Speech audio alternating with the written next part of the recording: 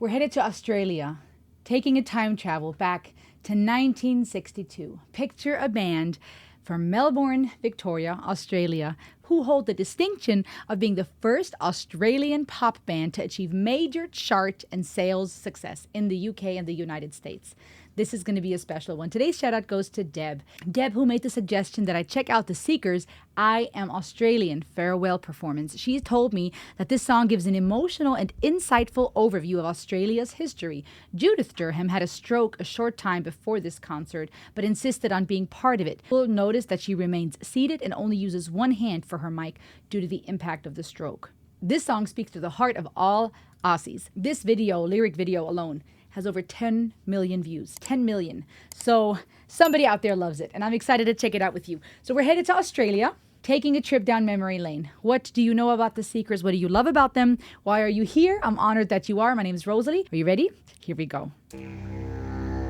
Oh, the didgeridoo. I love it.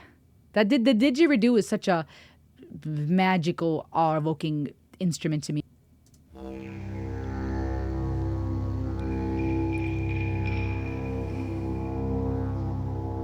I come from the dream time, from the dusty red soil plains. I am the ancient heart, the keeper of the flame. I stood upon the rocky shore, I watched the tall ships come. For 40,000 years I've been the first Australian.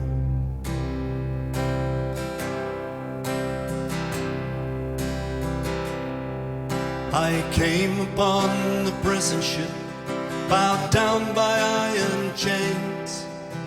I fought the land, endured the lash, and waited for the rains. I'm a settler, I'm a farmer's wife, on a dry and barren run. A convict, then a free man, I became Australian. Okay, I like that. I like that. For a split second, when he was singing, I saw this beautiful man of age, of wisdom, with his white hair, a crown, a sign of a life lived well, I hope. And he spoke about being Australian and 40,000 years back. And I thought to the original Australians, to the Aborigines, who represent the oldest continuous living culture on Earth, with evidence of habitation dating back over 65,000 years. And I hear him singing about the ancient Australians, and I love the fact that he, just in this next phrase, shows the heart behind it. Regardless, he's speaking for the I believe that he's speaking for the Aboriginal people and the tribes that came before, that have been here for 40,000 years and more. And he's speaking for those who came and settled on the land, who came as prisoners to eventually become free, or came as settlers hoping for a better life, as the farmer's wife and more. I love that he, even just in these first few phrases, is showing us this idea of saying, I'm Australian, is not a matter of skin color, and is not a matter of who was here first.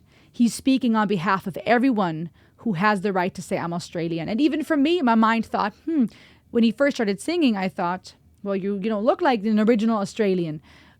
But I think this is an important conversation when we talk about settling and immigration and identity, because some people have the tendency to say, well, you're not really that, you're not really that, you look like this, you look like that. People have said that about me. And it takes away from someone's story. It's hurtful because it degrades someone's story. How many generations does someone have to be somewhere for them to be acknowledged as such, right? If we tell fair-skinned South Africans they're not African because we assume that you have to be dark chocolate melanated, it turns into this divisive polarization instead of realizing that we don't get to decide people's lineage. And how many generations does someone have to be somewhere until they are seen as Australian or African or American? I think that conversation is as old as time. This idea of who was here first, who came from where, what are you really, how long do you have to be somewhere to be seen as from there? Are you, is it a matter of genetics and bloodline? Is it a matter of culture and language you speak and the food you eat? there's a whole lot of conversations to have here, but I really appreciate how he started with the Aboriginal people, from what I'm gathering, the ones who were here first Australians, the tribes from 40,000 years ago, and he takes us on this journey through Australia now to the people that have settled and come as prisoners and come as farmers and farmers' wives. The prison ship, bowed down by iron chains, I fought the land, endured the lash, and waited for the rains. I'm a settler, I'm a farmer's wife, on a dry and barren run. A convict, then a free man, I became Australian.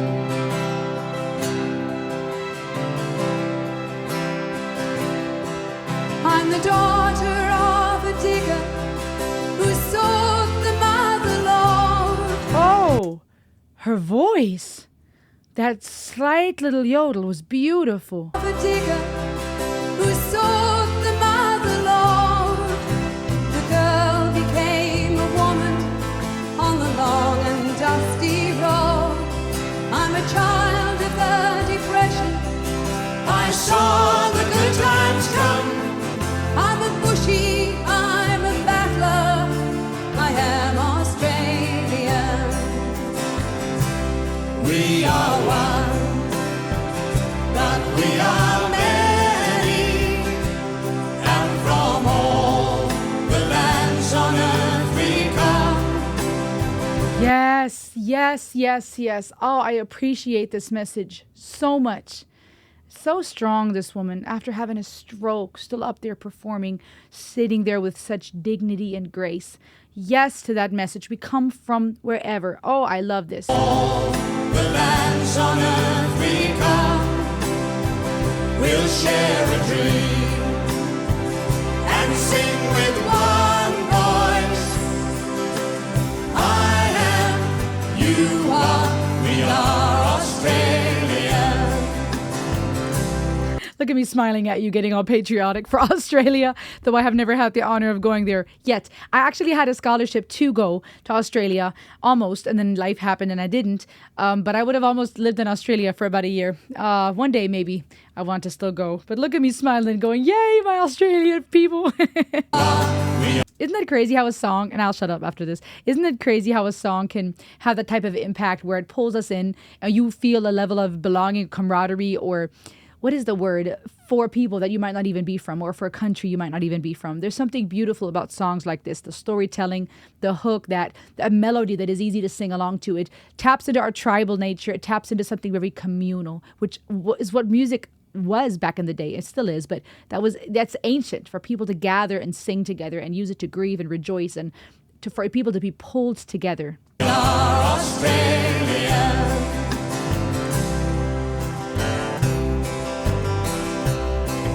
I'm a teller of stories, I'm a singer of songs.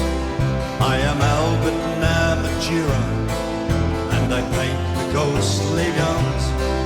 I'm Clancy on his horse, I'm Ned Kelly on the run. I'm the one who waltzed Matilda, I am Australian. I'm the hot wind from the desert. I'm the black soil of the plains. I'm the mountains and the valleys. I'm the drought and flooding rains. I am the rock, I am the sky.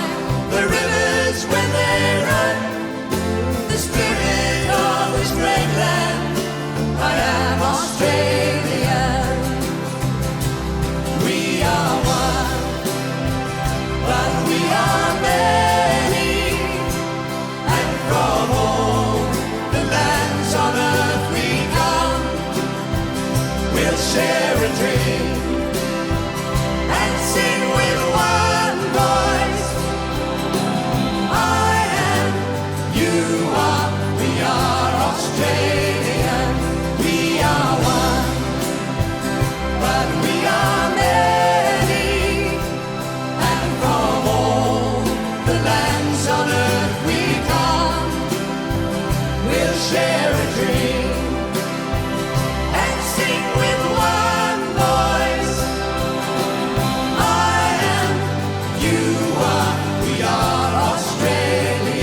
what I mean? You just have to sing I along. am, you are, we are Australia.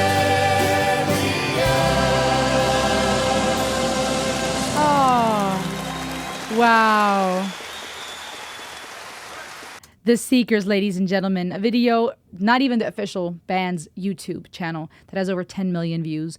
I Am Australian, special farewell performance. I'm assuming, correct me if I'm wrong, this was the Seekers' special farewell performance, maybe a one big hurrah. Touring, they're getting older. They've left a legacy, been around since the 60s. People that have lived life and that have lived stories and experienced life and gained wisdom. And I think there's something so beautiful when you have generations that have come before us that can pass on wisdom to the next if we dare listen. And the wisdom that I gather from this is that we are one. There's something beautiful when you as a nation can be proud of where you come from. They listed these various people. I don't know enough about Australian history, but I only gather significant key people that are part of Australian culture, a part of Australians' history and pop culture and story. They listed various landscapes. They really showed us all that is Australia, from the landscapes and the scenery to the weather and climate to the various people that have shaped it, from the Aboriginal tribes that have been around for tens of thousands of years to the newer Australians that have come, like I said earlier, be it through settling or through prison, etc. They're listing all these different people, and all of them are now Australian. And I think this kind of song speaks of beautiful unity, and that's why I think it touches so many. For one, because I could see many being great fans of the Seekers, proud of Australia, proud of a band that came from their homeland that made it in the UK and in the United States. That's very special when your favorite artist or a band that is not only that you love and enjoy listening to, but that is shaped part of who you are, when they now make it and they're recognized around the world. It's a similar concept, I believe, psychologically, to when you show a friend a song you love and they respond positively, or reaction channels where your favorite reactor or a person you want to hear an opinion on, whose opinion you want to hear, when they say something that you really resonate with or they respond the way you did. There's this feeling of, yes, that's what I mean. That's what I was trying to say. And in the same way, you have a band here who I can only imagine had a great impact on Australian people, leaving a legacy around the world, making Australians feel seen, if you will, on a global level, who have come before. Then you add the element that this is a special band to a whole generation of people, even if they're not known to the newer generation now. Their music lives on. And that taps into our desire to not fade, our existential fears, because as people, we don't want to be forgotten. To a degree, sometimes it's because we want the next generation to love what we love, but sometimes there's also a fear, I think, involved in thinking, my generation's dying out. The next generation won't know who so-and-so was. And I think it gets personal for some people because there's that fear that they too will be forgotten. It taps directly into our death anxieties to have to admit and realize that everything comes to an end. And so there's something comforting when you have ways, YouTube included, social media, etc., where you can pass that on, where you see a new wave of attention being given to something dear to you that was part of your identity forming years. And so you have this band from the 60s that has left a legacy. They're now saying farewell, but they're saying farewell with a song that brings people together. And I think this song resonates with a lot of us, including those of us who are not Australian, who have never been to that continent, because it speaks to a desire that is deep within us human beings to belong and to move past what divides us. We naturally are constantly at odds with each other. We're easily polarized. We're very tribal. It is very easy to constantly fight. You could put online one phrase and there will be a whole thread of arguments because everyone will read said post differently, will now comment through their lens, and now everybody's interacting with each other through their very biased, very limited worldview. It takes a lot of strength to admit we're wrong. It takes courage to ask, what did you mean? To slow down long enough to react, but to listen, to understand. These are hard skills. And I see here a song that, of course, is specific to Australians. This evoke a lot of national pride, but that is necessary to consider for all of us because the same topic can be translated to any continent. You have that debacle in America, people that are very inclusive, and yes, you are American, we are American. This is not about black or white or yellow or purple. You're American. We have to be about this nation. Don't say I am African American or Native American or this or that, be part of one thing. There's a people group that wants it to be united. You're American, period. We're not adding anything because otherwise it creates these off branches. This is the flag you are under. You have to be patriotic. And there are those people who celebrate diversity, who say, hey, there's nothing wrong with saying I'm this and that and I'm mixed and I'm so on and so forth.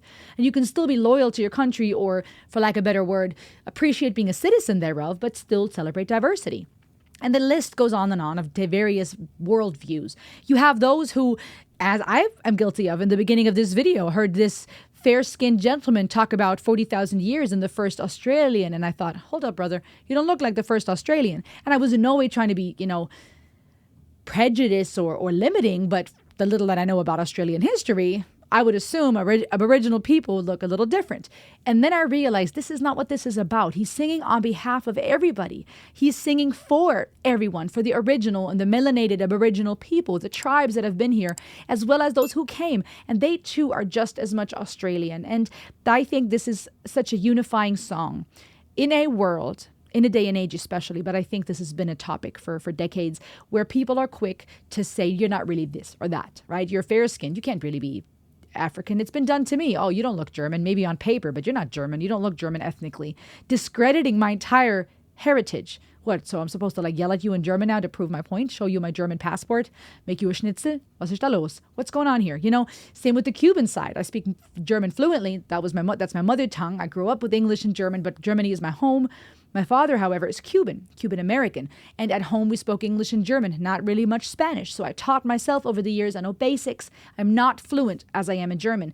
And even there, sometimes those insecurities arise. Well, am I really Cuban enough? Sure, I'll cook something Cuban. I'll talk to my abuela in Spanish. All my, Cuban family look like me.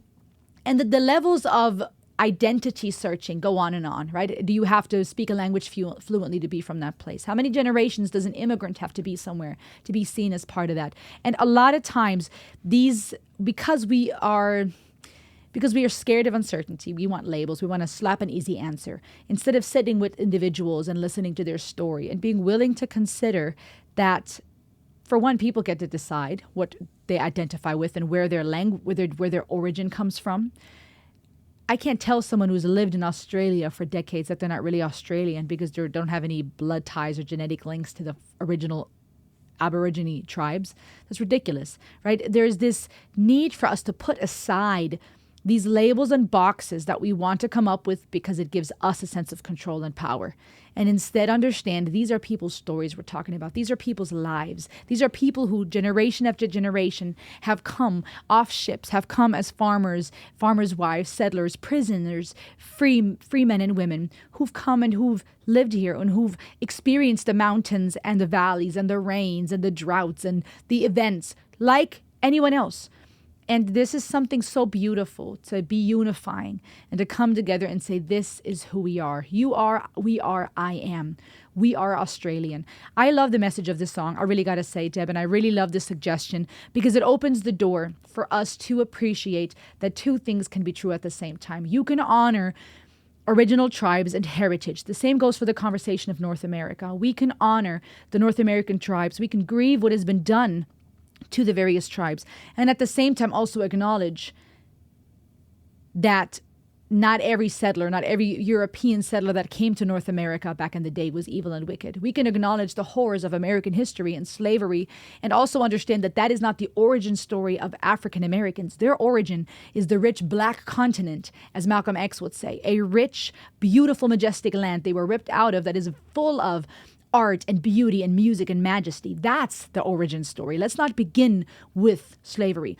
Same goes for Native American groups. We have to acknowledge there were plenty of wars and tension between various groups. They were not all just living in peace. It wasn't heaven on earth until the Europeans came, right? Everywhere we go, there is tension and war, be it on a micro level in a family or a little tribe, be it on a macro level from nation to nation. But I think we have to understand two things can be true at the same time. Acknowledging Native American history, for example, grieving the horrors that were done, and celebrating, or also acknowledging that it's understandable when people want to migrate somewhere else to make a new life, and that they too might be escaping, the Irish people as an example, escaping horrors of their own in their country of origin. And I say this as an example, North America being an example. You have that everywhere. Israel and Palestine, another perfect example, the ancient Levant. It was constantly tribes. There was no such thing as the nation of Israel for the longest time. It was constantly various tribes, and they were so mixed with one another. Egypt constantly having a say, Babylon coming in, ripping people out, exile left and right, people being put back in generations later. I mean, at the end of the day, they all cousins. And at some point, we have to understand and be willing to look at history long enough and look at the powers in play that want to polarize us and say, hold on. Hold on. It is we, the people. Let's talk about unity once again. Let's not be so quick to divide and say, you're here and we're over there and you're the real and I'm the fake and I'm the real and you're the fake. My God, can we just be a human race for a moment? And I think that this song is absolutely beautifully unifying. And the harmonies were wonderful. The composition was beautiful. The verses felt like storytelling. It had a hook that was easy to sing along to. I admire Judith for being up there with such class after her tragic health experience, with such strength singing there. I think Deb said it wonderfully when she said, this song speaks to the heart of all Aussies. And I do get it. I do believe that I get it, Deb. Thank you for this wonderful suggestion. Thank you for your guys' support on this channel. Make sure to subscribe, guys. Like, share the video. Please go check out more of the Seekers. Let me know what their big hits are that you think are worth looking at. And I will see you on the next ride. Ayo!